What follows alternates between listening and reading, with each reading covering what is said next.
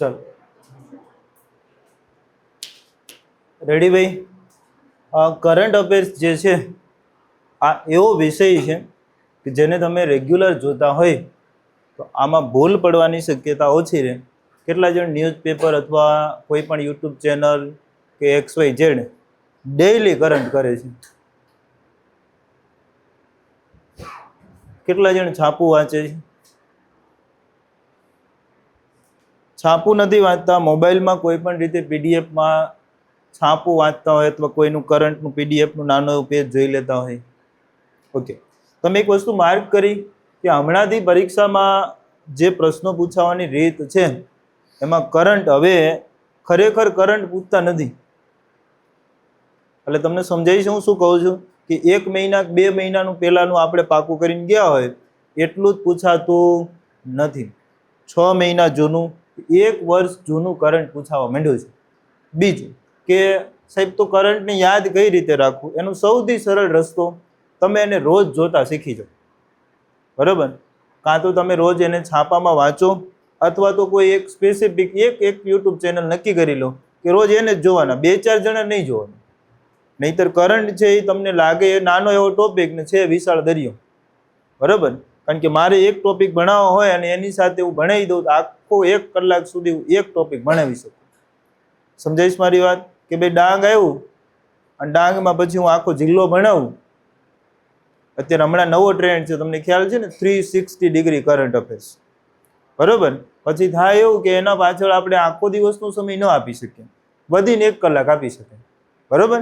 એટલે કરંટ માટે તમારે તૈયારી એવી હોવી જોઈએ. આપણે દર અઠવાડિયે 1 લેક્ચર લઈશું. બરોબર? જે મેક્સિમમ મોટા કવરઅપ કરી શકાય એવા ટોપિક હશે એટલા લઈશું. બાકી તમારે એની સાથે જોડાયેલું રહેવું પડશે. બરોબર? ચલો, કરંટ અફેર્સમાં આપણે શરૂઆત કરીએ છીએ દિન વિશેષથી કે ભાઈ આ એક છેલ્લા અઠવાડિયામાં આપણે વાત કરી રહ્યા છીએ તો એમાંથી કેટલા દિવસો સૌથી મહત્વના નીકળે છે. બરોબર? આપણે અત્યારે કયા વર્ષમાં ભણી રહ્યા છીએ? કયા વર્ષમાં ભણી રહ્યા છે? 2025. આવનારું વર્ષ કયું છે? 2026. સાહેબ, કરંટ અફેર્સમાં દિન વિશેષમાં પહેલો સવાલ છે કે તાજેતરમાં UN દ્વારા 2026 ને કંઈક વર્ષ જાહેર કરાયું. કયું વર્ષ જાહેર કરાયું? યસ, સરસ. મહિલા ખેડૂત આંતરરાષ્ટ્રીય વર્ષ તરીકે કયા વર્ષની જાહેરાત થઈ છે? તો તમારો જવાબ શું હશે? 2026. ધ્યાન રાખીશું.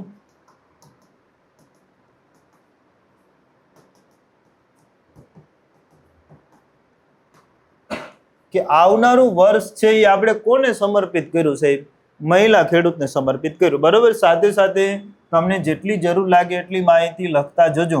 બરોબર સાહેબ? જ્યારે આંતરરાષ્ટ્રીય શબ્દ આવે છે અથવા તો વિશ્વ શબ્દ જોડાય છે ત્યારે એક બાબત ખાસ ધ્યાન રાખવાની, આ દિવસની જાહેરાત ઉજવણી કોણ કરતું હોય?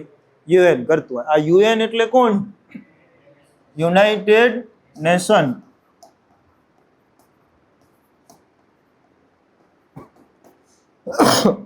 જેને આપણે હાવ ગુજરાતીમાં આવું કંઈક કહીએ છીએ. શું કહીએ છીએ?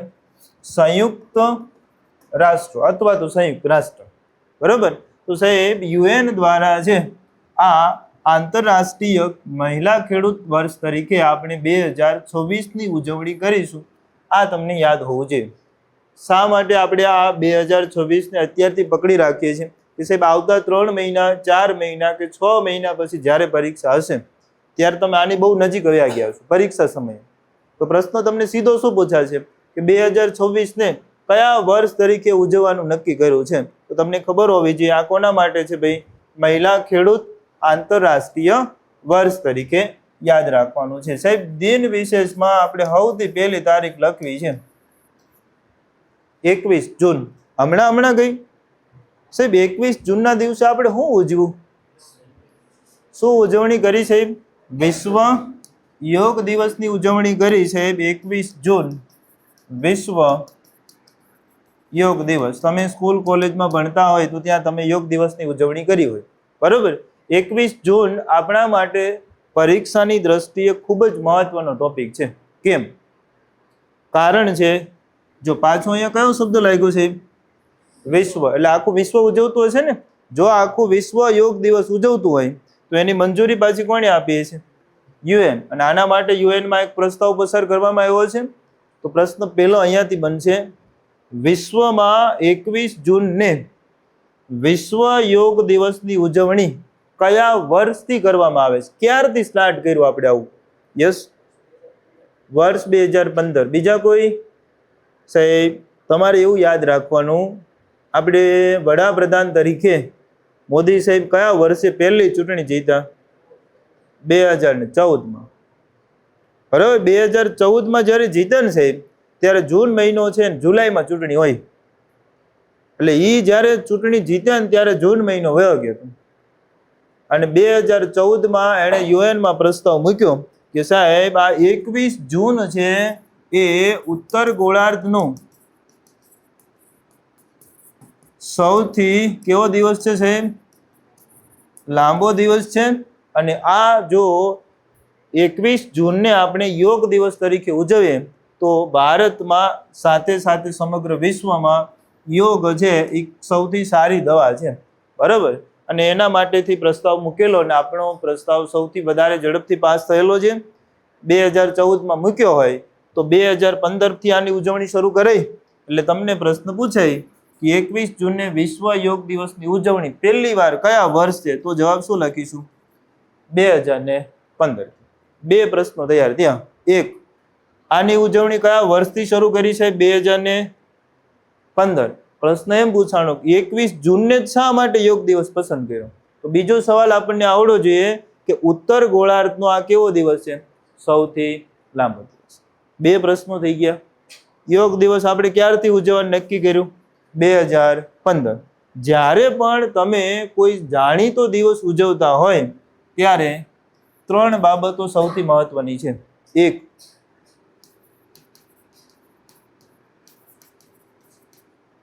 આ દિવસની ઉજવણી રાષ્ટ્રીય કક્ષાએ ક્યાં કરવામાં આવી? યસ, વિશાખાપટ્ટનમ, આંધ્રપ્રદેશ. બીજો સવાલ આપણા ગામનો હોય, રાજ્ય કક્ષાએ. ચલો, એક ભાઈને ખ્યાલ છે, બીજા કોઈને ખ્યાલ છે? જો બહુ નક્કી છે, રાષ્ટ્ર કક્ષાએ હોય ને એટલે આ યોગ કરવા કોણ જાય? મોદી સાહેબ જાય. બરોબર. રાજ્ય લેવલે હોય ને એટલે આપણે કોણ જાય? ભૂપેન્દ્રભાઈ. બરોબર. ભોપાભાઈ એવું નહીં કહેવાનું. હા, કહેવાનું ભૂપેન્દ્રભાઈ પટેલ મુખ્યમંત્રી છે આપણા. શ્રી ભૂપેન્દ્રભાઈ પટેલ છે, એમણે આની અધ્યક્ષતા સંભાળી. બરોબર. જિલ્લાનું પૂછાશે નહીં, જરાય ટેન્શન લેતા નહીં. પણ ત્રીજો ટોપિક આવો હોય, થીમ કરંટ અફેર્સ હોય ને સાહેબ, એમાં સૌથી વધારે કોઈ પ્રશ્નની આગળ આટલા પ્રશ્નો છે તમને આગળ પાછળ થાય. ચાલો, વિશાખાપટ્ટનમ આંધ્રપ્રદેશ સાથે રાષ્ટ્રીય કક્ષા. ઓકે. ગુજરાતમાં ક્યાં ઉજવણી કરી હતી? વડનગર ખાતે શર્મિષ્ઠા તળાવ. બરાબર. તો પ્રશ્ન નંબર 2 કે સાહેબ ગુજરાતમાં શર્મિષ્ઠા તળાવ ક્યાં આવેલું છે સાહેબ? વડનગરમાં. વડનગર કયા જિલ્લામાં છે? તો એ આવડવું જોઈએ ને પાછું. એ ક્યાં છે સાહેબ? મહેસાણા ખાતે. બરોબર.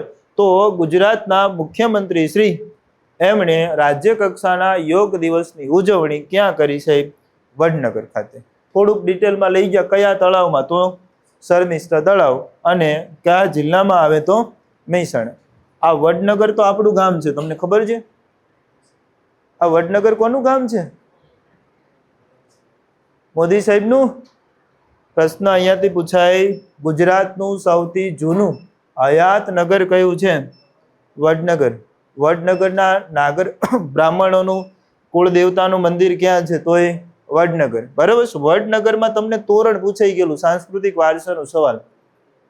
કયું તોરણ આવેલું છે? કીર્તિ તોરણ. બરાબર. જો જ્યારે કરંટ ભણતા હશું ને સાહેબ, ત્યારે તમારે થોડું કામ છે ને હિંમત રાખવાની. તમે હાવ પહેલી વાર તૈયારી કરી, કોઈ એવું ખરું 12 પછી પહેલા જ વર્ષમાં સીધું કોલેજમાં આવ્યો હોય, સીધા જોઈન થયા હોય? ચલો, ઓકે. તો તમારે થોડીક હિંમત વધારે રાખવાની. સમજાય શું શા માટે એમ કહું? હિંમત થોડીક વધારે રાખવાની. જિંદગીમાં પહેલી વખત આપણે સીધું બધું આવ્યું. 1 દી 2 દી 3 દી 4 દી આવતા અઠવાડિયે ફરીને કરંટ ભણીએ ને ફરી ના ભટકાય ને એટલે પછી તમને આવડવા માંડે. ઉપાધિ બહુ નહીં કરતા કે સાહેબ આમાં મને કાંઈ આવડતું નથી. કારણ કે જ્યારે તમે સાહેબ શર્મિષ્ઠા તળાવની વાત કરો તો આનો ઇતિહાસ, એનું સાંસ્કૃતિક વારસો સાથે સંકળાયેલા કીર્તિ તોરણ બધું યાદ હોય તો તમને વધારે મજા આવે. અત્યારે આપણે સમજતું જવાનું સાહેબ મારે અત્યારે બોર્ડ ઉપર લખાય બધું ગોખવાનું જ છે. ઓકે, મને કહેજો આપણા મગજમાં ડિલેટ નામની કી છે નહીં? છે ડિલેટ નામની કી છે? નથી. નહીં તો તમે એકડા ભૂલી ગયા હોવા જોઈએ, કોઈ ભૂલી ગયા હોવા જોઈએ. આવું થતું નથી. તમે 2 વર્ષ પહેલા ભણ્યા હોય ને સાહેબ, 2 વર્ષ પહેલા, 2 વર્ષ પહેલા ખાલી એટલું યાદ કરો, કોકને મળ્યા હોય 2 વર્ષ પછી તમને કોઈ કેમ કહે ને કે આપણે ફલાણા લગ્નમાં ખબર છે હારે ડીશ લીધી હતી, 10 વાટકી આંટી ગયા હતા, હા તરત યાદ આવે કે નહીં? એટલે એ પડ્યું હોય એ પાછું બહાર કાઢવાનું. બરોબર, ચાલો 2 પ્રશ્નો તૈયાર થઈ ગયા. રાષ્ટ્રીય કક્ષાએ વિશાખાપટ્ટનમ ખાતે, રાજ્ય કક્ષાએ વડનગર. તો થીમ, આ વર્ષની થીમ, યસ ચલો સરસ, યોગ ફોર સોરી વન અર્થ.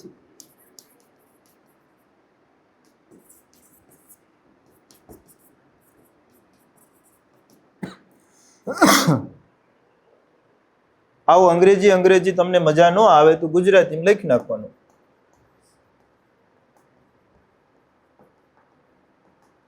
હંમેશા પરીક્ષામાં કોઈ પણ તમને કરંટના દિવસ માટે જ્યારે પ્રશ્ન પૂછાશે ત્યારે સૌથી મહત્વની હોય તો એ શું હશે? એની થીમ હશે. બરાબર, કે આ વર્ષે યોગ દિવસ ઉજવો તો એની થીમ શું હતી? તો વન અર્થ વન હેલ્થ. આ વખતે આખી પૃથ્વીમાં એક પૃથ્વી અને એક આરોગ્ય, આવું ગુજરાતી થાય ને હેલ્થ એટલે. બરોબર, તો મને જરા કોઈ કહેશો કે આખા યોગ દિવસની થીમ આવી છે one health one earth one health. પણ પાછું તકલીફ કેવી થઈ ખબર? આપણે પાછા જ ન પડવી. આપણે એટલે કોણ? આપણે ગુજરાતમાં ઉજવણી કરવી ને એટલે પાછું આપણું એક નવું સ્લોગન આપી. કયું સ્લોગન નવું આપ્યું હતું સાહેબ? કે ગુજરાતમાં હવે આપણે પાઉંભાજી, બ્રેડ, પકોડા, પુલાવ આવું ખાઈને ચરબી વધતી જાય છે, અને ચરબી વધે છે અને શું કહેવાય? મેદસ્વીતા. બરોબર, અને એના માટે થઈ અને આપણે આવી કંઈક થીમ રાખી છે અને લખીશું સાહેબ સ્વસ્થ ગુજરાત, મેદસ્વીતા મુક્ત ગુજરાત.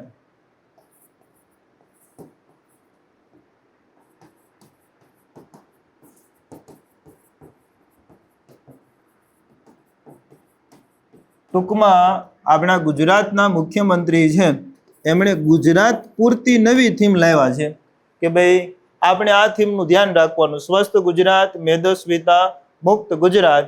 બરાબર છે, આ મેદસ્વીતા એટલે સમજાય છે ને ચરબી વધારાની. બરાબર છે, બીજું કાંઈ નવું છે નહીં. ચાલો, તો યોગ દિવસમાં આટલા પ્રશ્નોનું આપણે ધ્યાન રાખવાનું હોય. યસ, હા યસ. આ 2015માં આપણે 2015 થી સ્ટાર્ટ કર્યું છે. તો આ વર્ષે આપણો જે આ યોગ દિવસ છે એ કેટલામો છે સાહેબ? 11. ચલો, આટલી માહિતી આપણી પાસે યોગ દિવસ માટેની હોવી જોઈએ. ચલો, કેમ લાગે છે ભાઈ? ખ્યાલ આવી જશે? આમાં કેવું થશે સાહેબ કે પ્રશ્ન પૂછાશે ને એ કોઈ દિવસ એમ નહીં પૂછે કે વિશ્વ યોગ દિવસ ક્યારે ઉજવવામાં આવે છે. તો તમે 100 જણા પેપર દેતા હોય ને તો હોય ખબર હોય ક્યારે? 21 જૂન. આવી પ્રશ્નોનું શું કામ? બધાને આવડે એનું આપણે કઈ કામ છે નહીં. આપણે એ જોવાનું મને આવડે ને પાડોશી ન આવડે તો આપણો મેળ આવે. આખી વાત સમજાય છે? અને એ ક્યારે આવડે ખબર છે? આના 4 વિધાન બનાવી દે અને એકાદામાં આપણે ભૂલ ખાઈ જઈએ. રેડી? એટલે આપણે નહીં ખાવાની, આપણે એવી પ્રાર્થના કરવાની પાડોશી ખાય. ચલો રેડી?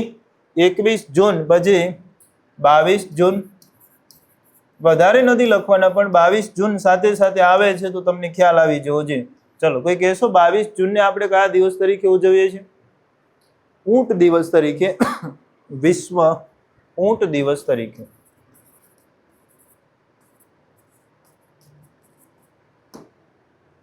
એક સવાલ મને પાછો યાદ આવ્યો સાહેબ. 2026 ને આપણે કોને સમર્પિત કર્યું? મહિલા ખેડૂત આંતરરાષ્ટ્રીય વર્ષ. તો અત્યારે જેમાં જીવી છે 2025 અને કયું વર્ષ કેવી છે? કેવું? શહેરી વિકાસ વર્ષ. એ કોના માટેની વાત છે? ગુજરાત માટેની વાત છે. બરોબર. ચાલો સાહેબ 2025 માટે ધ્યાન રાખીશું સાહેબ કે 22 જૂન આપણે હમણાં ઉજવો વિશ્વ ઊંટ દિવસ. પછી ઊંટ કઈ રીતે કામમાં આવે ને એમાં આપણે કંઈ પડવાની જરૂર છે નહીં.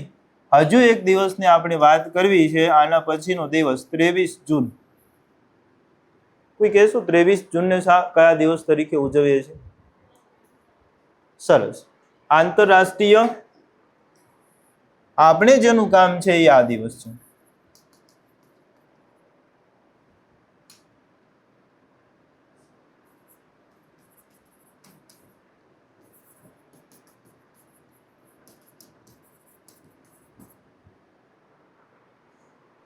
જૂન છે એને આપણે આંતરરાષ્ટ્રીય ઓલિમ્પિક દિવસ માટે યાદ રાખવાનું છે. મને જરા કોઈ કહેશો, આ તો બધાને ખ્યાલ છે ને આ ઓલિમ્પિક શું છે? ઓલિમ્પિક શું છે? રમતોનો મહાકુંભ છે. જેમ આપણે હિન્દુ ધર્મમાં સૌથી મોટો હિન્દુ મેળો છે એ કોને આપણે મહાકુંભને કહીએ છીએ. એ રીતે રમતો સૌથી વધારે રમાતી હોય ને સૌથી મોટામાં મોટો મેડલ હોય, ગોલ્ડ મેડલ આપણે દર ટીમમાં જીતતા હોય, શેમાં જીતેલો મહત્વનો રહે? ઓલિમ્પિકમાં રહે. બરાબર. તો સાહેબ આંતરરાષ્ટ્રીય ઓલિમ્પિક દિવસની ઉજવણી આપણે 23 જૂનથી કરીએ છીએ. જો સાલવારી આમાં એટલી મહત્વની નથી જેટલી યોગ દિવસ જેટલી છે, છતાં લખી રાખશો 1948. બરાબર.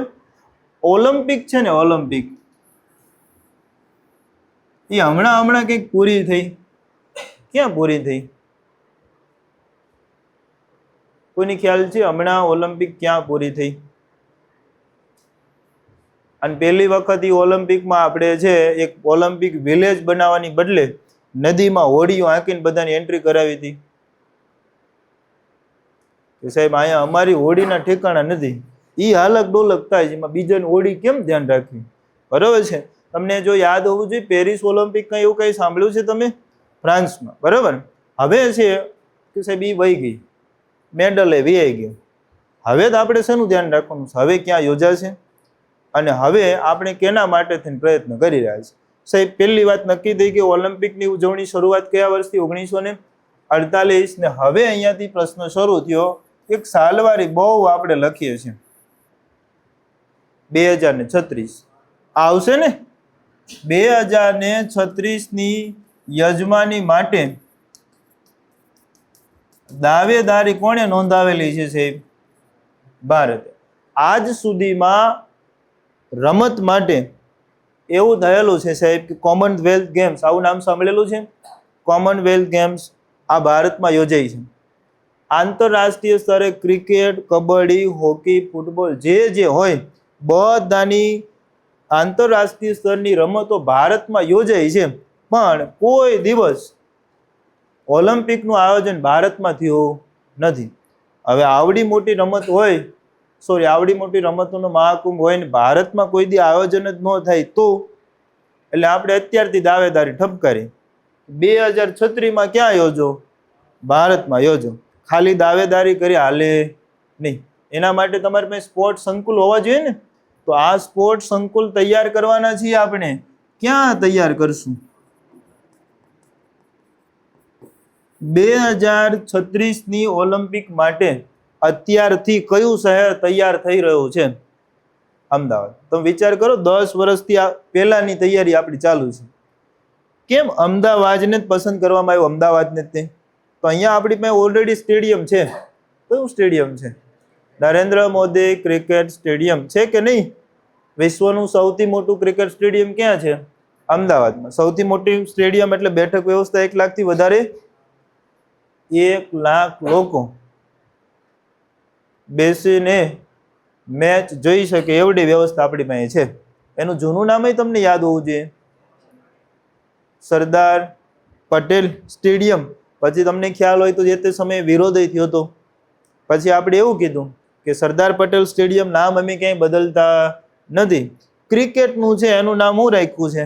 નરેન્દ્ર મોદી. કેમ્પસનું નામ પાછું કોનું છે? સરદાર પટેલનું જ છે. બરોબર. હવે પ્રશ્ન એ છે કે સાહેબ ઓલિમ્પિક આપણે યોજવાના છીએ તો અમદાવાદમાં યોજવાના. તો હવે આ કયા રાજ્યમાં આવે છે? અને ગુજરાતમાં આવે તો પછી બધું તૈયાર કોને કરવાનું હોય? ગુજરાતે. અને તાજેતરમાં ગુજરાતના મુખ્યમંત્રીનું નામ જરા કહેશો?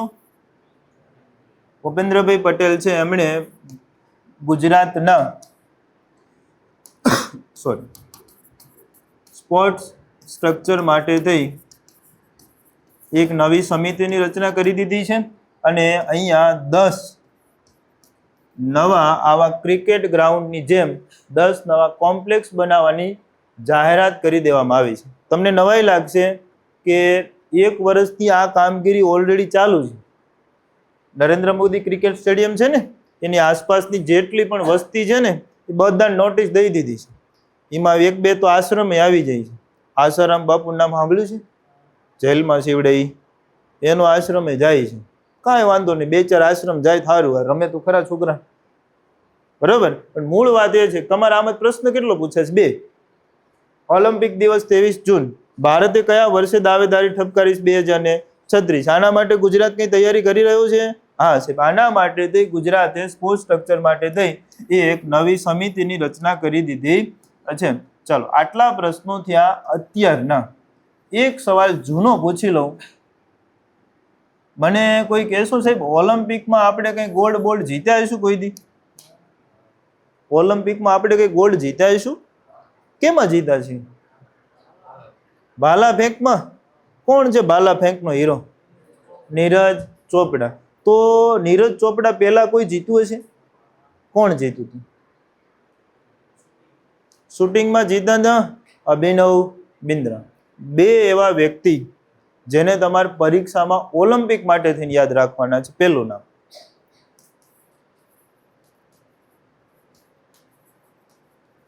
અભિનવ બિંદ્રા. ઓલિમ્પિકમાં સૌ પ્રથમ વ્યક્તિગત ગોલ્ડ મેડલ જીતનાર. ઓલિમ્પિકમાં સૌથી પહેલી વાર વ્યક્તિગત ગોલ્ડ મેડલ કોઈ જીતો હોય તો એ કોણે જીતો હતો? અભિનવ બિંદ્રા શૂટિંગમાં જીતા હતા. આ શૂટિંગ એટલે સમજો છો ને? શૂટિંગમાં પાછળ કેટલાય પ્રકાર આવે, તમને ખ્યાલ છે? પિસ્તોલ ને રાઇફલ અલગ અલગ કહેવાય, હા કે ના? આ આપણને ખ્યાલ હોવો જોઈએ, બરોબર. પણ આપણે ખાલી પ્રશ્ન કેટલો પૂછાય? કઈ રમત સાથે સંકળાયેલા? શૂટિંગમાં. વ્યક્તિગત ગોલ્ડ મેડલ જીતનાર પહેલા વ્યક્તિ અભિનવ બિંદ્રા છે, બરોબર. બેઇજિંગ ખાતે જ્યારે યોજાઈ હતી એ દરમિયાન. પણ એના પછી બીજા વ્યક્તિને જે તમે બહુ ફેમસ છે ને અત્યારે ઓળખો છો, એ કોણ છે? નીરજ ચોપડા. કાયદેસર રીતે જોઈએ તો બીજો વ્યક્તિગત ગોલ્ડ મેડલ છે એમની પાસે. પણ એમ પૂછાય, એથ્લેટિકમાં સૌ પ્રથમ વ્યક્તિગત ગોલ્ડ મેડલ તો પાછું કોણ આવશે? નીરજ ચોપડા. હવે મને પાછું એ વાંધો છે, અહીંયા સાહેબ એવું લખ્યું કે ઓલિમ્પિકમાં સૌ પ્રથમ વ્યક્તિગત ગોલ્ડ મેડલ. અહીંયા એવું લખ્યું એથ્લેટિકમાં સૌ પ્રથમ. આનો ફેર હોવો જોઈએ ને. હું આ એથ્લેટિક એટલે શું કહેવાતું છે? Yes, individual. એટલે કે ભાઈ તો ઇન્ડિવિજ્યુઅલ એટલે તો એનો અર્થ એવો થયો કે એકલા. અભિનવ બિંદ્રાએ એકલા જ નિશાન લગાવ્યું હતું સાહેબ, બરોબર. આપણે ભાલો એકલા જ ફેંક્યો હતો. પણ એથ્લેટિક એટલે જેમાં દોડ આવતી હોય. તમે મિલ્ખા સિંઘનું નામ સાંભળ્યું? પીટી ઉષાનું નામ સાંભળ્યું? બરાબર. તમે આવું બધા સાંભળ્યા હશે, પછી એમાં તમે એથ્લેટિક શબ્દ જોયો હશે. જેમાં થોડી પણ દોડ આવતી હોય એ બધાને કયા શબ્દથી ઓળખવામાં આવે? એથ્લેટિક. એથ્લેટિકમાં પહેલો તો નીરજ ચોપડા. ઓલિમ્પિકના ઇતિહાસમાં પહેલો ભારતીય જેણે વ્યક્તિગત રીતે ગોલ્ડ મેડલ જીતો હોય તો કોણ? અભિનવ બિંદ્રા. આ વ્યક્તિગત છે, એક જણાએ જીતો હોય. બાકી ઓલિમ્પિકમાં સૌથી વધારે ગોલ્ડ આપણે કઈ રમતમાં જીત્યા હશું? કઈ રમતમાં જીતા હોય? એટલે હોકીનો જાદુગર આપણી પાસે હતો. કોણ? હોકીના જાદુગર મેજર ધ્યાનચંદ, બરાબર. અને મેજર ધ્યાનચંદ છે, એમના કાર્યકાળમાં આપણે સૌથી વધારે, એટલે ત્યારે કેવું હતું તમને ખબર? ઓલિમ્પિક રમવા આખી દુનિયા આવે, પણ બધાને ખબર જ હોય કે ચેમ્પિયન કોણ બનવાનું છે? ભારત જ બનવાનું છે. બરોબર, એટલે જ આપણે રાષ્ટ્રીય રમત હાલે. આ હોકી બધાને ખબર તો છે ને? તો વાંધો નહીં, જવાબ દેતા રહેજો. હોકી જ છે ને પાકિસ્તાનની, ભારતની માન યાદ છે, પાકિસ્તાનની ક્યાં યાદ રાખવી?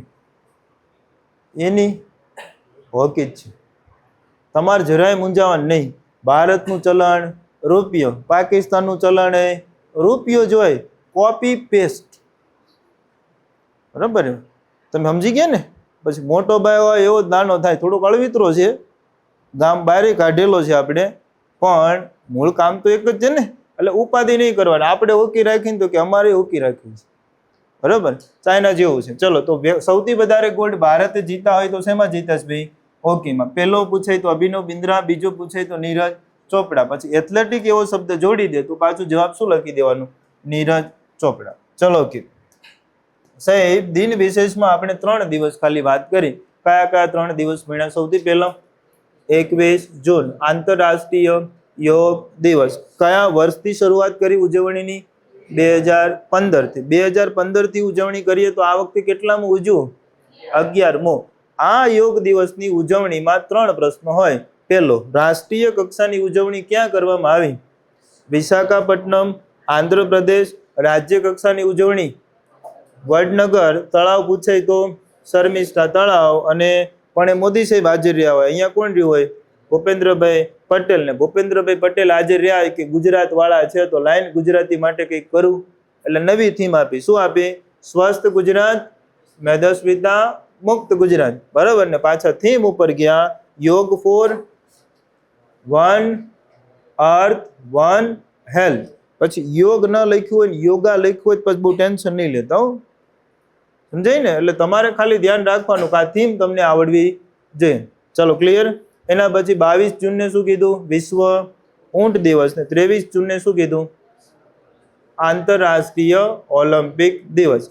જ્યાં આંતરરાષ્ટ્રીય અથવા વિશ્વ દિવસ લાગે, વિશ્વ, આ મંજૂરી કોણે આપી હોય? UN દ્વારા અપાઈ હોય. અને આ વર્ષે એમણે નક્કી કર્યું 2026 ને આપણે કયા દિવસ તરીકે? મહિલા ખેડૂત આંતરરાષ્ટ્રીય વર્ષ તરીકે ઉજવશું. ચલો, આટલું ક્લિયર? ઓકે. હવે દિન વિશેષ પછી 2 વ્યક્તિ વિશેષના આપણે યાદ રાખવા છે. ને વ્યક્તિ વિશેષ આવે ને એટલે શરૂઆત હંમેશા હું મારાથી જ કરીશ. બરાબર? મારાથી એટલે હું નહીં, મોદી સાહેબ. કારણ કે દર અઠવાડિયામાં એને કાંઈક તો કાંઈક પરાક્રમ કર્યા જ છે. પરાક્રમ એટલે સમજો છો ને? કાંઈક ઉદઘાટનમાં ગયા હશે. કે ભારતમાં ઉદઘાટનમાં નહીં ગયા હોય તો વિદેશમાં ગયા હશે, મૂળ ગયા હશે. બરોબર? તાજેતરમાં એમણે એક સાથે 3 દેશની મુલાકાત લીધી. કોઈને ખ્યાલ છે કે હમણાં વડાપ્રધાન કયા 3 દિવસ મુલાકાતે જઈને આવ્યા? ગયા અઠવાડિયાની વાત કરીએ તો ચલો, દેશ તો જવા દો, શું લેવા ગયા હતા? એક મહત્વની બેઠક થઈ હતી.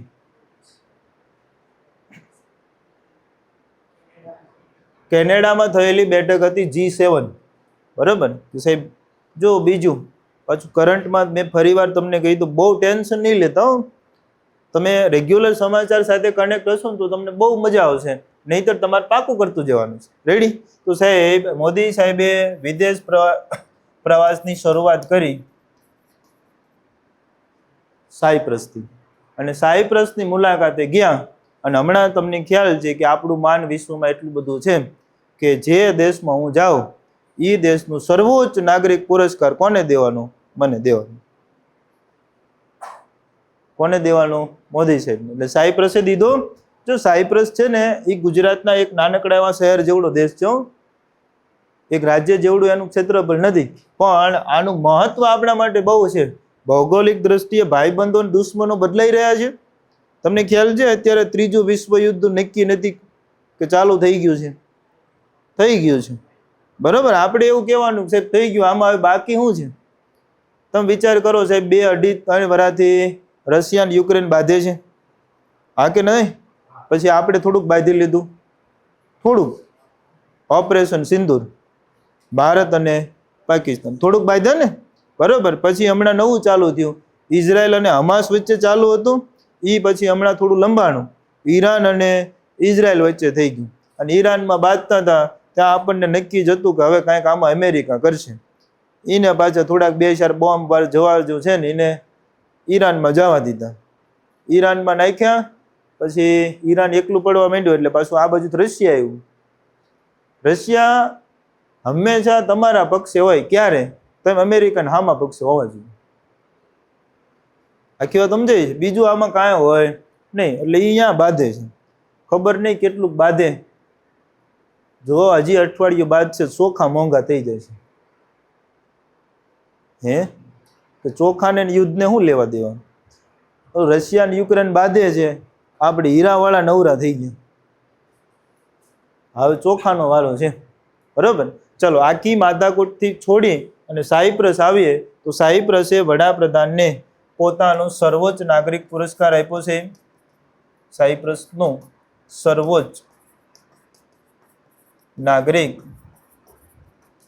પુરસ્કાર. બધામાં એક શબ્દ કોમન આવતો હોય છે, ઓર્ડર ઓફ ધી, પણ પાછળથી ખાલી શબ્દ જે તે દેશનો જોડાય. આપણે જરા જોઈને લખીએ, કારણ કે સાયપ્રસ છે એમાં પછી ભૂલ નહીં ચાલે. ચાલો, grand cross of the order Makarios III.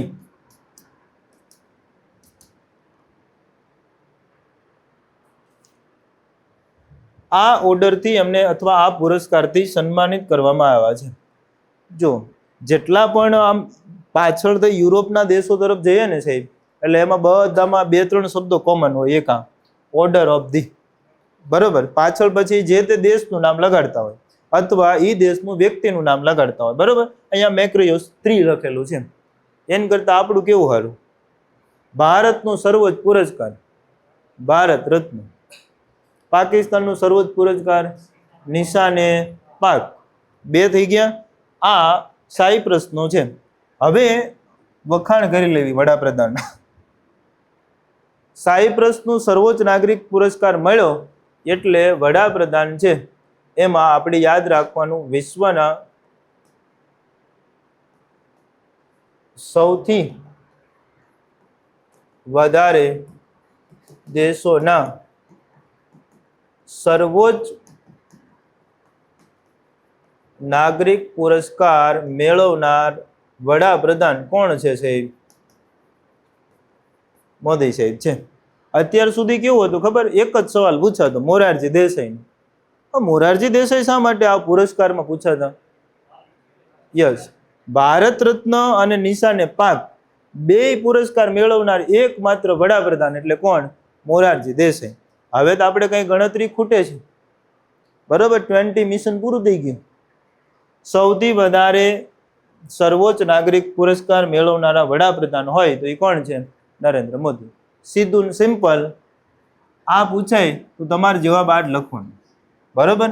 કયા દેશમાં? તો સાહેબ સાયપ્રસ. હમણાં આપણે એવું કીધું હતું 3 દેશની મુલાકાતે ગયા છે. પહેલી મુલાકાત લીધી સાયપ્રસની, બીજી મુલાકાત લીધી કેનેડાની અને ત્રીજી મુલાકાત લીધી ક્રોએશિયા. વાસ્તવિક રીતે આપણે જવાનું હતું કેનેડા. કેનેડા શા માટે જવાનું હતું સાહેબ? G7 ની સમિટ માટે થઈને જવાનું હતું સાહેબ. આ G7 એ શું છે? G7 ગ્રુપ ઓફ 7 દેશોનો સમૂહ છે. બરોબર. અને એ પેલા G8 હતો, પણ એમાંથી કોને કાઢી મૂક્યું છે? રશિયાને કાઢી મૂક્યું છે. બરોબર. અત્યારે ગ્રુપ ઓફ 7 છે. હવે વિદ્યાર્થી કન્ફ્યુઝ ક્યાં થાય ખબર? G7 સમિટમાં કોણ હાજરી દેવા ગયું ભાઈ? નરેન્દ્ર મોદી. હવે પ્રશ્ન આવો પૂછે, ભારત G7 નું સભ્ય છે? G7 નું સભ્ય છે? ના, આપણે બોલાવેલા મહેમાન છીએ. અને આ સમિટ દરમિયાન પણ જો તમને યાદ હોય ને તો એક નાનકડો વિવાદ થઈ ગયો. વડાપ્રધાન નરેન્દ્ર મોદી સાહેબ જે દિવસથી વડાપ્રધાન બન્યા એ પછીની જેટલી G7 સમિટ થઈ બધામાં આપણે આમંત્રણ મળ્યું. કેનેડામાં યોજાવાની હતી ને આમંત્રણ મળ્યું નહીં. હવે આવડો મોટો લોકશાહી ધરાવતો દેશ અને એને જો આમંત્રણ ન મળે તો આમાં બરોબર મજા આવે નહીં. એટલે સીધું આમંત્રણ ન મળ્યું એટલે આપણે કીધું કે ભાઈ તો નહીં જ જવું, એમાં શું થઈ ગયું. પછી પાછું કેનેડાથી આમંત્રણ આવ્યું કે હશે મોદી સાહેબ ભૂલ થઈ ગઈ, તમે આવો ને આવો. બરોબર, આપણી મુલાકાત તો ફિક્સ જ હતી. આ ભાઈ તો જવાનું જ હતું તો કે હાલને આટો મારતો આવું, ફોટો બોટો પડાવતો આવું. નહીં લે, ફોટો હું પડાવતો હોય ત્યારે તમારા આજુબાજુમાં આવવાનું નહીં હો, હું એકલો જ આવો જોઈએ. આમ ઘણા હજી રાજકારણમાં એટલી બધી ખબર ન પડે, બાકી બીજા કોઈને આમાં ફોટો હું પાડવા દેતો નથી. હું હોય ત્યારે હંમેશા હું જ તે, હું એટલે કોઈ નહીં હો. હું મારી વાત કરતો નથી, હું વડાપ્રધાનની વાત કરી રહ્યો છું. બરાબર, ચાલો તો આ ક્લિયર. પ્રશ્ન ખાલી એટલો જ હશે, G7 ક્યાં યોજાઈ? કેનેડામાં. બીજો સવાલ, તાજેતરમાં કયા દેશ છે? તો તમારો જવાબ શું આવશે? સાયપ્રસ. તમે પરીક્ષા દેશો ત્યાં સુધીમાં એકાદ દેશ હજી આવી ગયો છે. અત્યારે તમને સાયપ્રસ યાદ હોવો જોઈએ. બરાબર, ચાલો બીજું, વ્યક્તિ વિશેષમાં આપણે હમણાં એનું નામ લખી ચૂક્યા છીએ, નીરજ ચોપડા.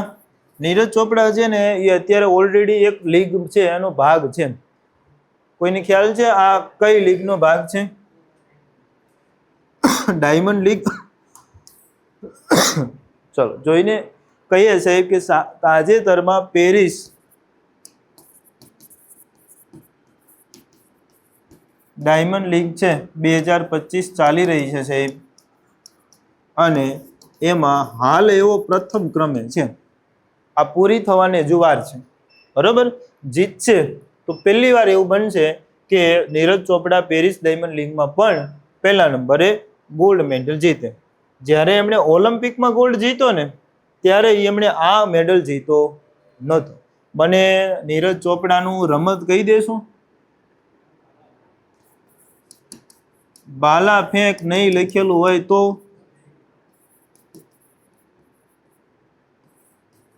આય નહીં લખ્યું હોય તો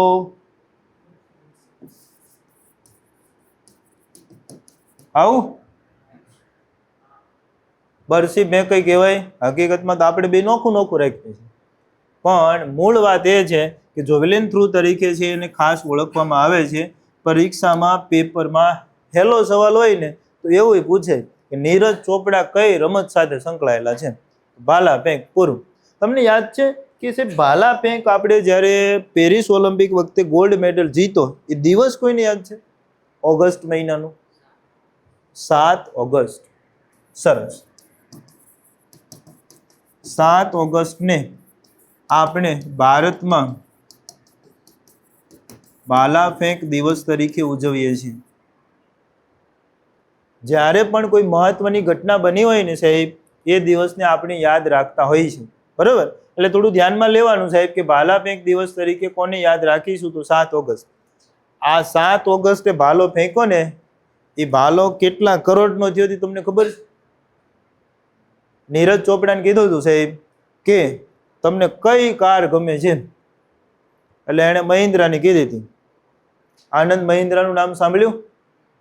આનંદ મહિન્દ્રાએ નીરજ ચોપડાએ 88 પોઈન્ટ સમથિંગ, હું શ્યોર નથી, માનો કે આટલા મીટર ભાલો ફેંકો હતો ને તો એને જે એની ડ્રીમ કાર હતી ને એ કાર ભેટમાં આપી હતી ને એને રજીસ્ટ્રેશન નંબર લખીને દીધું, નંબર પ્લેટ આપી હતી.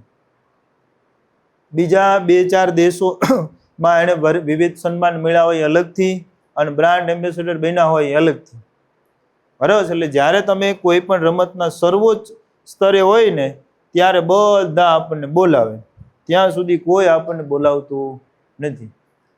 અત્યારે તમને કોઈ નથી બોલાવતું, મને કોઈ નથી બોલાવતું. કેમ? તો કે આપણે બધા ઢગલા ઢો. આપણું નામ છે માં ખબર? રખડવું. શું કરે? તો કે તૈયારી કરે છે. ગુજરાતમાં તમને ખબર અત્યારે સૌથી અઘરો શબ્દ કયો છે? તૈયારી કરી. આટલો જ કદાચ કલેક્ટરને પ્રેશર નહીં હોય. કોઈ પણ પૂછે ને એટલે આમ મને એમ કહેજો, તમને કોઈ પૂછે તો કેવું આમ કેતા કેવું ફીલ થાય? તૈયારી કરું છે એમ કેવી ને સામે વાળો દાંત કાઢતો, હા ખબર 2-3 વાર રખડે છે. બરાબર, આપણે એને કરીને દેખાડવાનું. જે દી ઓર્ડર આવે ને તે દી એને ખાસ 2 કિલો પેંડા મોકલાવજો. જોકે તમારે મોકલવા જવું નહીં પડે, એ સામેથી જ આવશે. એની બે રીતની તૈયારી હોય, સંભળાવવાની તૈયારી હોય, ખબર પડે પાસ થઈ ગયો પછી સીધો 90 ડિગ્રી ફરી જાય, બહુ સારું હતું, બહુ તૈયારી કરતો હતો. ક્લાસે આવો છો તો ધ્યાન રાખજો, ગામના 50 જણા તમારે સામે ધ્યાન રાખીને બેઠા છે કે ફલાણા છોકરો ફલાણા છોકરી રોજ વિચ્છા ક્લાસે જાય છે, પાસ નહીં થાવ તો એમ કે છે કે સી ખબર યા બસ સ્ટેન્ડમાં બેહતા હશે ને બગીચે આંટા મારતા હશે ને ગામમાં રખડીને આવતા રહેતા હશે. જો પાસ થઈ ગયા ને તો એના એ જ એમ કે છે કે બિચારો રોજ 6 વાગે વહેલા જાગીને જતો હતો, ક્લાસે જઈને ભણતો હતો, લાઇબ્રેરી વાંચતો, કેટલું વાંચતો ત્યારે પાસ થયો. એટલે તમારે ધ્યાન રાખવાનું, બરાબર. ગામ તમને ત્યાં સુધી મેણા મારવાનું છે જ જ્યાં સુધી લાગશો નહીં. તમે ગમે એટલા સારા હોય, તકલીફ કઈ? રિઝલ્ટ. પાસ નહીં થાવ ત્યાં સુધી આપણી કોઈ વેલ્યુ છે નહીં. એટલે પાકું કરવાની તૈયારી રાખજો. અત્યારે ગામને જે કહેવું હોય કે આપણે જવાબ એક જ રીતે દેવાનો ઓર્ડરથી. ચલો 2 વ્યક્તિ તૈયાર થઈ ગયા ભાઈ, મોદી સાહેબ અને નીરજ ચોપડા. સાહેબ, મોદી સાહેબને કયા દેશનું સર્વોચ્ચ નાગરિક પુરસ્કાર કહેશું? સાયપ્રસ. આ વખતની G7 બેઠક ક્યાં યોજાઈ? કેનેડા. મને કોઈ કહેશો હમણાં કેનેડાના વડાપ્રધાન બદલાયા? માર્ક કાર્ની. પેલા જસ્ટિસ ટુડો હતા ને, બરાબર છે. જસ્ટિસ ટુડો પછી સાહેબ માર્ક કાર્ની. લખ્યું હોય તો લખી નાખું સાથે સાથે. તમે જ્યાં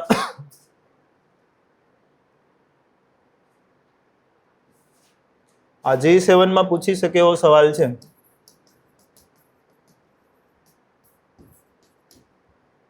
કેનેડાના વડાપ્રધાન છે, જોઈએ એવો આપણને રિસ્પોન્સ નથી, પણ જસ્ટિસ ટુડો કરતા હારે છે, બરાબર. કારણ કે કેનેડામાં ખાલિસ્તાન લોકોની માંગ વધારે છે અને ત્યાં ખાલિસ્તાન તરફી સમર્થકો પણ વધારે છે. માર્ક કાર્ની, બરાબર. નામ થોડું ધ્યાનમાં લઈશું. ચલો, દિન વિશેષ વ્યક્તિ વિશેષમાં થોડું જોયા પછી આપણે દેશ લેવલની થોડીક ઘટનાઓની વાત કરી લઈએ, બરાબર. અને દેશ લેવલની ઘટનાની શરૂઆત કરી છે તો સાહેબ મારે સૌથી પહેલી શરૂઆત ફાસ્ટેગથી કરવી છે. ઘણા સમય પછી ભારતમાં એક સારા સમાચાર છે. કયા?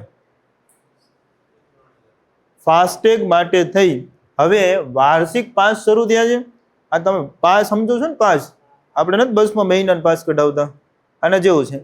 ફાસ્ટેગ માટે થઈ વાર્ષિક પાસ યોજના છે એ જાહેર કરી દેવામાં આવી છે. ઓગસ્ટ મહિનાની 15 તારીખથી આ લાગુ થઈ જશે.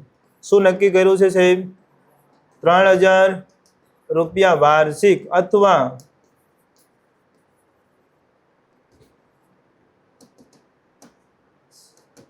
કેટલી મુસાફરી ફ્રી આપશે ભાઈ? 200. 200 મુસાફરી એટલે એનો અર્થ શું થયો?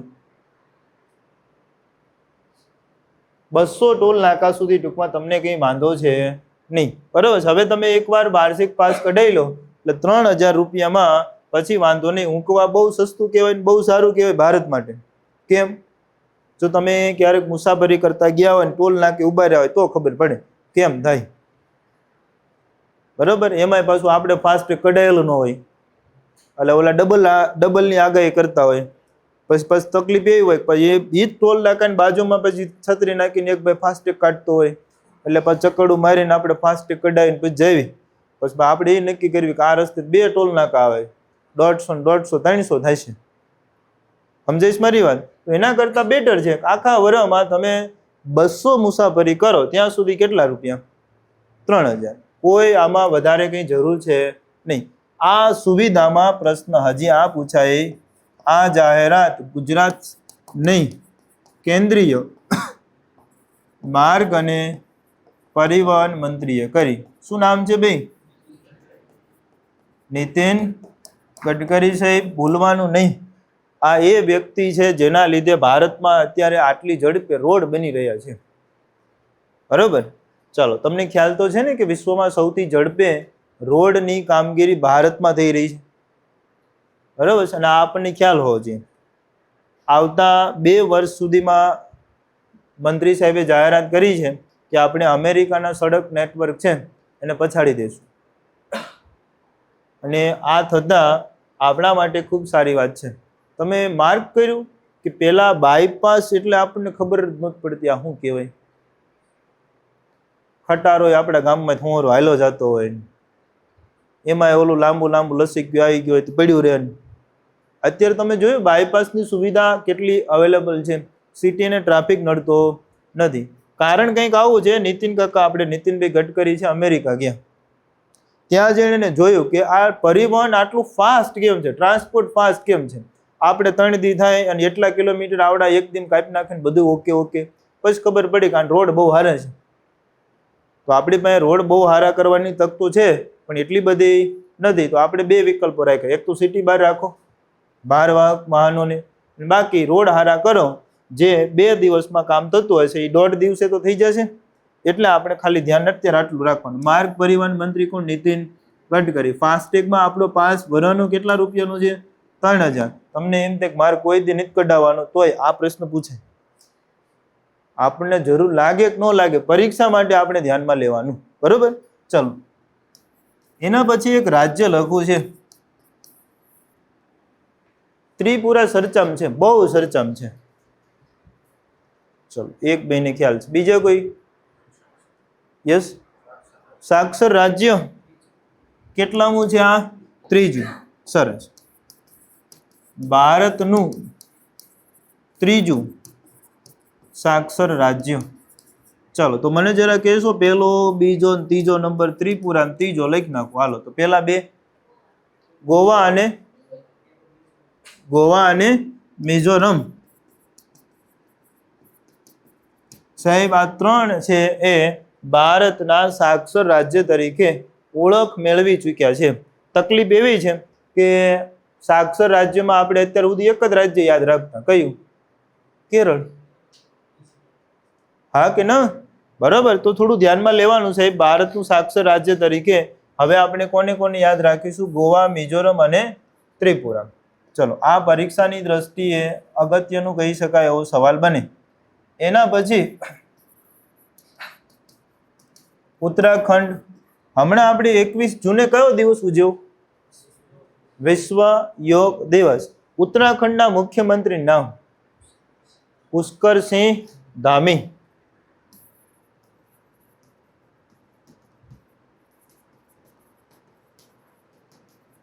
અને પુષ્કરસિંહ ધામી છે એમણે 21 જૂનના રોજ યોગ દિવસની સાથે સાથે ઉત્તરાખંડ માટે એક પોલિસીની જાહેરાત કરી. કઈ પોલિસીની જાહેરાત કરી? યોગ નીતિ. ભારતમાં ખાસ ધ્યાન રાખશું, ભારતમાં સૌ પ્રથમ યોગ નીતિ જાહેર કરનારું રાજ્ય કયું બનશે? ઉત્તરાખંડ બનશે. આ શું કહેવાતું હશે યોગ નીતિ એટલે? બી ભારે કરીને કાંઈ નહીં, તમારે જે નિયમ આવે છે ભણવામાં એ જ રીતે હવે શેના માટેના નિયમો હશે? યોગ માટેના હશે. તમને ખ્યાલ છે ગુજરાતમાં ભગવદ્ ગીતા ભણાવવાનું ચાલુ થઈ ગયું? હા કે ના? પાઠ્યપુસ્તકમાં ભગવદ્ ગીતા એડ થઈ ચૂકી છે. એમ ઉત્તરાખંડમાં સૌથી પહેલા યોગ નીતિ જાહેર કરાઈ છે. ઉત્તરાખંડ આની સિવાય કંઈક પહેલું છે, કોઈને ખ્યાલ છે? યસ, સરસ. યુસીસી લાગુ કરનારું પહેલું રાજ્ય કયું છે? ઉત્તરાખંડ. પણ એમાં થોડું ભેદ છે. આઝાદી પછી પહેલું કહેતો ઉત્તરાખંડ, એની પહેલા કહેતો ગોવા. ચલો, ઉત્તરાખંડ આવ્યું જ છે. તો સાથે 2 પ્રશ્નો નોંધી લઈએ. એક,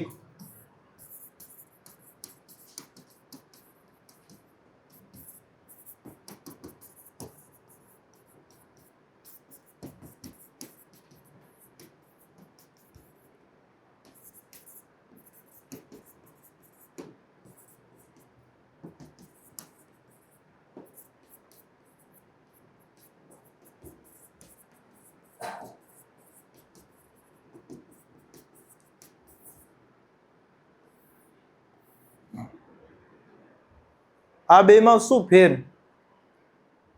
ભારતનું સૌપ્રથમ યુસીસી લાગુ કરનાર રાજ્ય ગોવા અને સ્વતંત્રતા બાદ સૌપ્રથમ યુસીસી લાગુ કરનાર રાજ્ય એટલે ઉત્તરાખંડ. આ બેમાં ભેદ શું? યસ,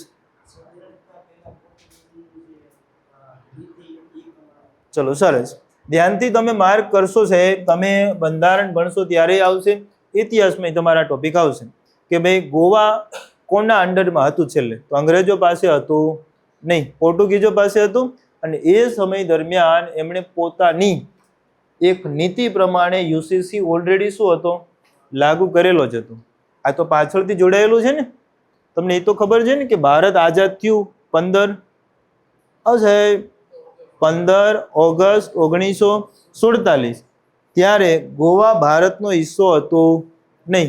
ભારતમાં હિસ્સો ન હોવાને કારણે ગોવાને ભારતના મોઢા પરનો ખીલ એવું કહેવાયું છે.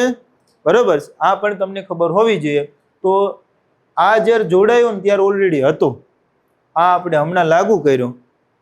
બીજું કોઈને ખબર છે યુસીસીમાં? બીજું કયું? ગુજરાત. આપણે આના માટે થઈને આખી પોલિસી તૈયાર કરી રહ્યા છીએ અને આ યુસીસી લાગુ થશે. યુસીસી આ શું છે? સિમેન્ટ ઘોડે સીસીસી. યુસીસી નું પૂરું નામ યુનિફોર્મ સિવિલ કોડ. ગુજરાતીમાં કેવું હોય તો સમાન નાગરિકતા ધારો અથવા સમાન સિવિલ કોડ. મને કોઈ કહેશો આ સમાન સિવિલ કોડ કઈ બાબતે સંબંધિત છે? લગ્ન સંબંધિત છે, બીજું કંઈ છે નહીં. આમાં ક્યાંય આપણે અનામતની વાતો કરવાની છે નહીં. આખા ગુજરાતમાં લગ્ન માટે એક સરખો નિયમ થઈ જશે. સાહેબ એમાં શું થઈ ગયું? અત્યારે એક સરખો જ છે નથી. તમે માર્ક કર્યું કે તમે માનો હિન્દુ ધર્મ પાળો છો ને હિન્દુ ધર્મ વિધિ પ્રમાણે લગ્ન થઈ ગયા, પછી તમારે પાસે કોઈ એવું પ્રમાણપત્ર માંગ્યું કે તમારા લગ્ન થઈ ગયા દાખલો દો. એ ક્યારે માંગે? તમે બે નોકરિયાત હોય, નોકરી બદલી કરી હોય ત્યારે. બાકી મને ખાલી એમ નામ કહો તમે લગ્ન થઈ ગયા પછી તમે નામ ફેરવા જાઓ, રેશન કાર્ડમાં તમને કોઈ દી પુરાવો માંગ્યો ના. એ હિન્દુ ધર્મના આપણા જે કોડ મુજબ માન્ય છે. પછી જ્યારે તમે મેરેજ સર્ટિફિકેટ કઢાવો ને ત્યારે ગોરદાદાને ગોતવા પડે. કયા ગોરદાદા હતા જેને લગ્ન કરાવ્યા, એનું આધાર કાર્ડ આપો ને ગોરદાદા હોય એવો ફોટો આપો ને પછી બધું ચાલુ થાય. નહીતર કોઈ પૂછે નહીં. મુસ્લિમ ધર્મમાં કેવું છે કે સાહેબ એમાં એમના જે મસ્જિદના જે મૌલવી હોય એ જ રજીસ્ટર નિભાવે છે. એ ખાલી રજીસ્ટર અહીંયા સરકારમાં આપી દે, આટલા જણા લગ્ન થયા એટલે એ સ્વીકાર લેવાનું. બરોબર, કબૂલે કબૂલે કબૂલે થઈ ગયા. તમને ખબર તો હોય ને એમાં પછી બીજી માથાકૂટ છે, તલાક તલાક તલાક. તરત છૂટાછેડા. આપણે છૂટાછેડામાં થોડુંક વારું થાય, છૂટાછેડા વાર લાગે, છેડા છેડે છે. પેલા બાંધ્યા હોય છેડા છેડી અને બાંધતા પેલા છેડા છેડી અને પછી કે છૂટા છેડા. આવું જ છે. બરાબર. તો આ લગ્ન સંબંધિત કાયદા માટે થઈ પેલો ઉત્તરાખંડ છે. અહીંયા આ સમજી ગયા છો ને, ઉત્તરાખંડની વાત થઈ રહી છે.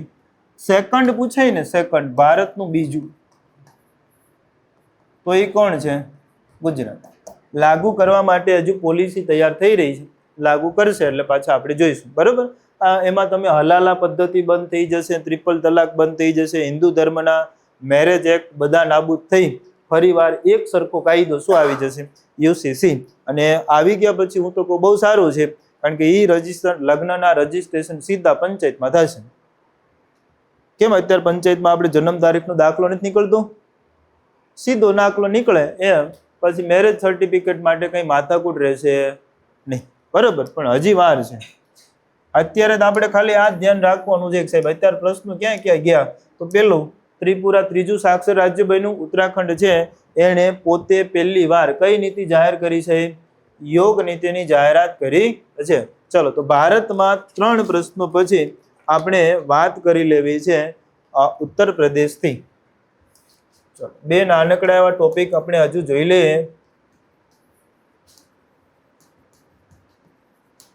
ઉત્તર પ્રદેશ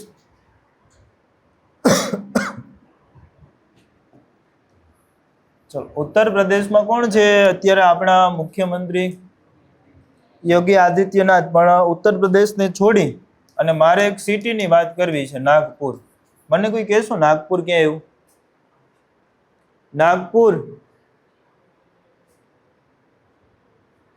ઉત્તર પ્રદેશ લખ્યું તો ઉત્તર પ્રદેશમાં જ હશે. આ ક્યાં છે? મહારાષ્ટ્રમાં છે. આ સાહેબ નાગપુરમાં, આ મહારાષ્ટ્ર. આપણે આવું કંઈક બનાવવાના છીએ.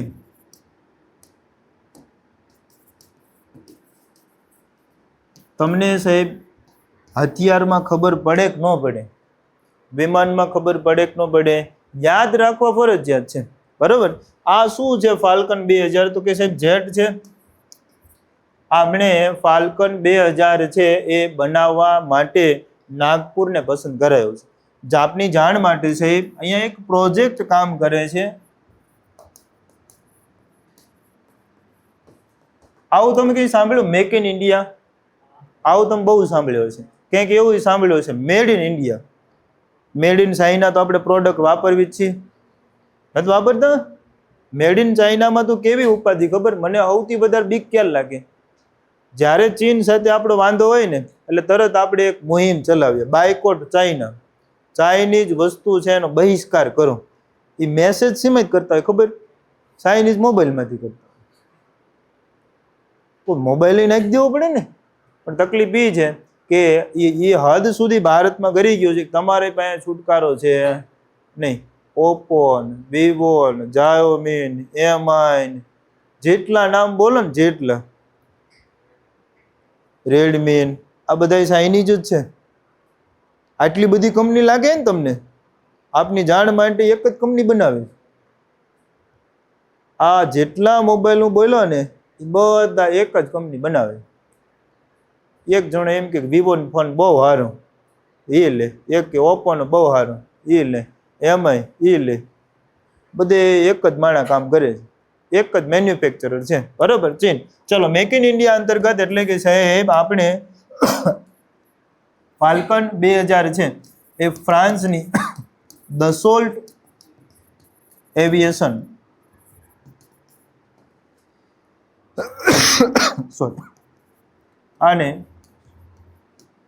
ભારતથી રિલાયન્સ. આ છે ને દસોલ્ટ, એ પરીક્ષામાં પૂછાઈ ગયેલી કંપનીનું નામ છે. આ દસોલ્ટ એવિએશન નામની જે કંપની છે ને, આને આપણને એક વિમાન આપ્યા છે, રાફેલ.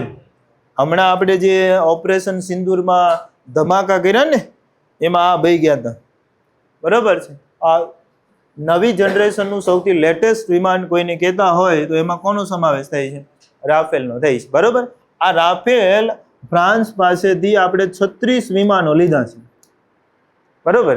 અને હજુ બીજો સોદો છે ચાલુ છે, એમ આપણે રાફેલ લેવાના છે નેવી માટે. બરોબર.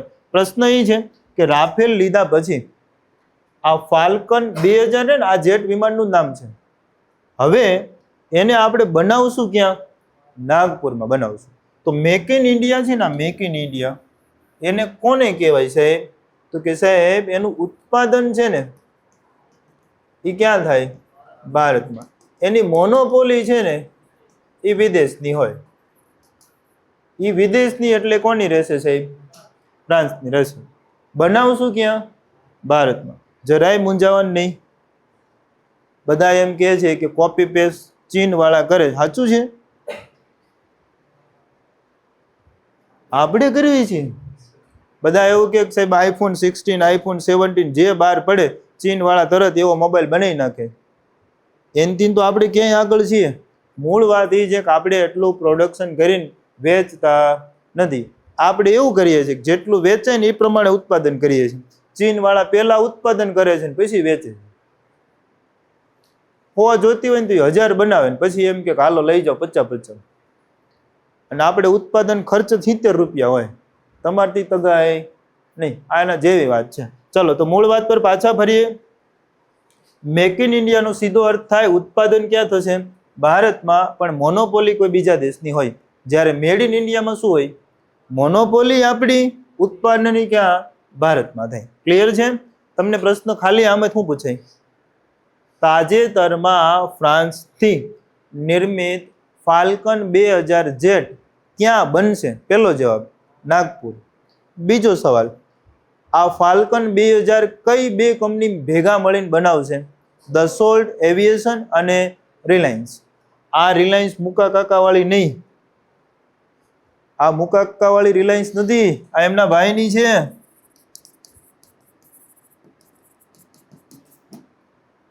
ઓળખો છો? અનિલ અંબાણીનું નામ સાંભળ્યું છે કે સાહેબ બહુ સાંભળતા, પણ હમણાં ખોવાઈ ગયા એટલે સાંભળતા નથી. હવે પાછા આવી રહ્યા છે.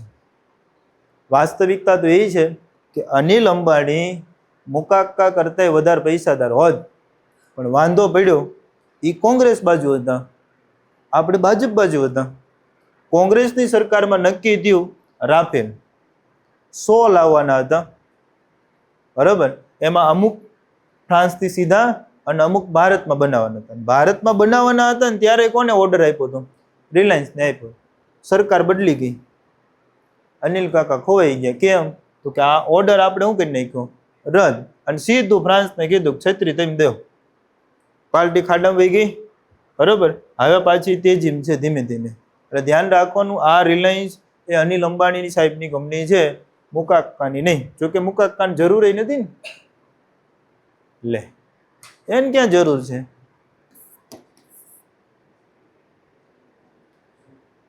હજી એ લખું આમ, તમે જીવો કે ન જીવો ઈ જીવન છે, અને તમે ખાધા વગર જીવો છો, રિચાર્જ વગર જીવા? આજ સુધીના ઇતિહાસમાં કોઈ દી એવું બન્યું? એક દિવસ રિચાર્જ ખૂટી ગયો ને અઠવાડિયા સુધી રિચાર્જ ન કર્યું હોય? સાહેબ હાલે જ નહીં. નાસ્તાનું ગમે એમ કરીને સેટિંગ ભેગું કરીને આપણે રિચાર્જ કર્યા વગર હાલે નહીં. નહીતર કોકને ઓલું શું કે ઓલું હોટપોટ, હા એવડું ઈ. અને પછી આપણે વિચાર કરો, પેલા મહિને 2 GB ને અત્યારે દિવસમાં 2 GB હાન થઈ તો ખૂટી જઈશ આપણે. ભણો એનો વાંધો નથી, ભાવ વધારતા રહેવાના, તમે ભાવ દેતા રહેવાના. પેટ્રોલ હું 200 રૂપિયા વહી જશે, તમે બંધ કરી દઈશું ગાડી હાંકવાનું? આવું કઈ છે જ નહીં. આ બધું એના હાથમાં એવા મોનોપોલી વાળા કેસ છે જેમાં તમારું મારું કઈ હાલવાનું નથી. એટલે આપણે ઉપાધિ નહીં કરવાની. ખાલી એટલી ખબર હોય છે કે દસોલ્ટ એવિએશન અને રિલાયન્સ છે એ આમાં જોડી અને આ ફાલ્કન 2000 નું ઉત્પાદન કરશે, આ આપણને ખ્યાલ હોવો જોઈએ. ચલો, ભારતથી છેલ્લો સવાલ આપણે જોઈ લઈએ સાહેબ. એના પછી વાત આપણે કરી લેવી છે ઓપરેશન સિંધુ. સાવ નાનકડો એવો સવાલ છે, પણ તમને ખબર હોવી જોઈએ. સિંધુ ર નહીં હો, ઓપરેશન સિંધુ. પરીક્ષામાં પ્રશ્નો શું પૂછાય કે ઓપરેશન સિંધુ શા માટે હાથ ધરવામાં આવ્યું હતું? તો આપણે હમણાં ગપ્પા માર્યા હતા, 2 દેશ બાંધે છે, ઈરાન અને ઇઝરાયલ બાંધે છે. એમાં આ તો કેદુનું બાંધે છે, એટલે અહીંથી જ બધાને આપણે લઈ આવ્યા છે. અટક્યા ક્યાં હોય? ઈરાનમાં. તો ઈરાનમાંથી નાગરિકોને પરત લાવવાનું જે મિશન છે એને શું નામ આપ્યું છે? ઓપરેશન સિંધુ. બરાબર. આમાં બીજું આપણે કંઈ લખવાની જરૂર છે નહીં, નહીતર તો આપણે ઈરાનમાં તો પાછું કેટલું લખવું પડે. એના રાષ્ટ્રપતિ વિમાન દુર્ઘટનામાં મૃત્યુ પામ્યા, નવા બનાવ્યા, અત્યારે ત્યાંના ધર્મગુરુ છે ખામની, ઓળખો છે કે નહીં?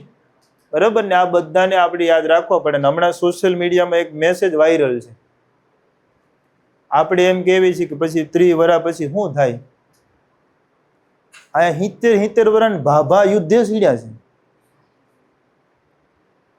70 વર્ષ ભાભાનો અર્થ સમજો છો?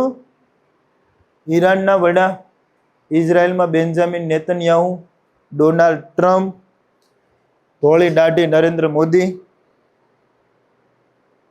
આ જેટલા પણ છે ને એ બધાની 70 પછીની જ ઉંમર છે. 70, 72, 75. આ 75 વર્ષ ભાભા અત્યારે યુદ્ધ કરે છે, અને આપણે 18 વર્ષે, 19 વર્ષે, 25 વર્ષે તૈયારી કરવી છે.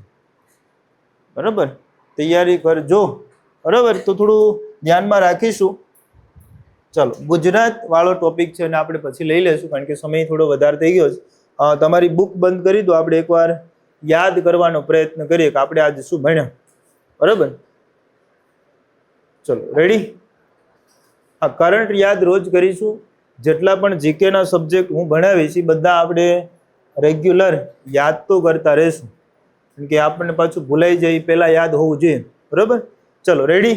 સૌથી પહેલાં દિન વિશેષથી શરૂઆત કરી. સૌથી પહેલાં એક વર્ષ લખ્યું આ બાજુ ખૂણામાં, 2026.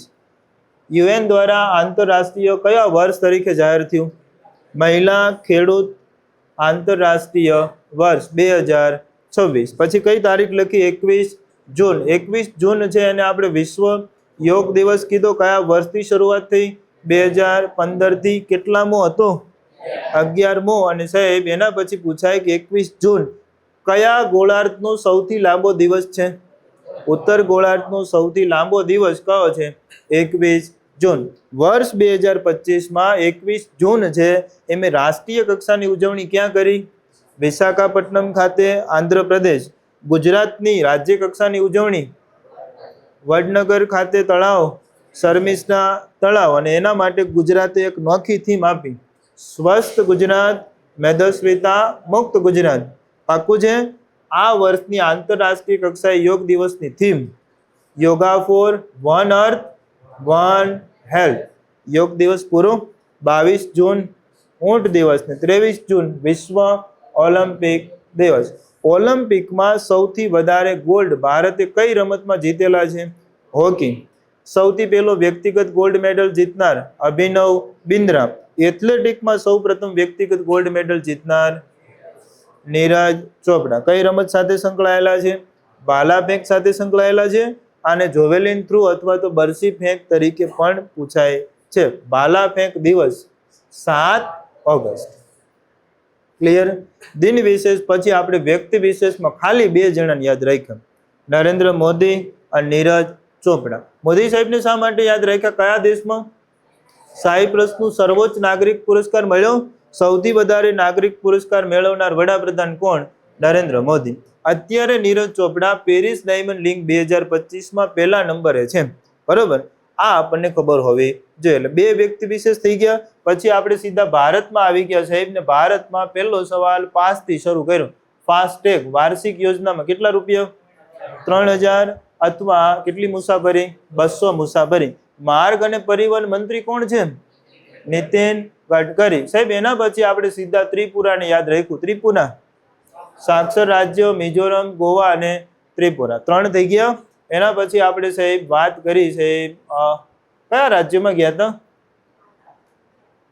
ઉત્તરાખંડ. ઉત્તરાખંડ ભારતનું પહેલું યોગ નીતિ જાહેર કરનારું રાજ્ય બન્યું. કોણ છે ઉત્તરાખંડના મુખ્યમંત્રી?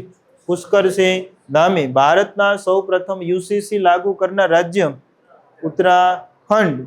અને સૌથી પહેલા આઝાદી પહેલાથી પણ યુસીસી લાગુ છે ગોવા. આઝાદી પછી બીજું કયું બનશે? કયું બનશે? ગુજરાત. આપણે બનશું ને ભાઈ. યુસીસી નું પૂરું નામ યુનિફોર્મ સિવિલ કોડ. ગુજરાતીમાં કેવું હોય તો સમાન નાગરિકતા ધારો. પાક્કું છે? ચલો એના પછી સાહેબ આપણે આગળ વાત કરીએ કે હવે નાગપુર જવું છે. મહારાષ્ટ્રના નાગપુર. શું બનાવશું? વિમાન બનાવશું. કયા? ફાલ્કન 2000. અને આ ફાલ્કન 2000 જેટ જે બનાવશું સાહેબ એ મેક ઇન ઇન્ડિયા અંતર્ગત બનાવશું. બનશે ક્યાં?